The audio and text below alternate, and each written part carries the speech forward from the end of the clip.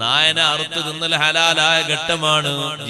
ജീവൻ സൂക്ഷിക്കാൻ വേണ്ടി നായൻ എങ്ങനെ അറുക്കാൻ റെഡിയായി നിൽക്കുമ്പോഴാണ് നിസ്കരിക്കാത്തോൻ വരുന്നത്. നായനെ വിട്ടിട്ട് നിസ്കരിക്കാത്തോനെ പിടിക്കണം. ഓനെ കാലിന്റെ തൊടയിൽ നല്ലൊരു ഇറച്ചി കഷ്ണം മുറിച്ചെടുക്കണം. എന്നിട്ടത് ഭക്ഷിക്കൽ ഹലാലാണ്.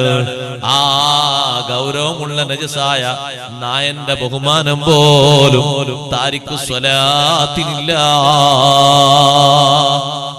നിസ്കരിക്കാത്ത മനുഷ്യൻ ഫാസിഖല്ലേ സഹോദരങ്ങളെ?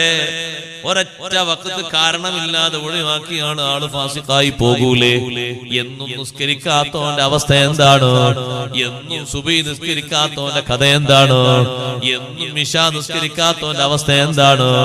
ഒരൊറ്റ നിസ്കാരം പ്രായപൂർത്തിയെത്തിയതിനു ശേഷം അല്ലാഹ് നിശ്ചയിച്ച കാരണങ്ങൾക്ക് വേണ്ടിയല്ലാതെ ഒഴിവാക്കുന്ന മനുഷ്യന്റെ പേര് ഫാസിഖല്ലയോ?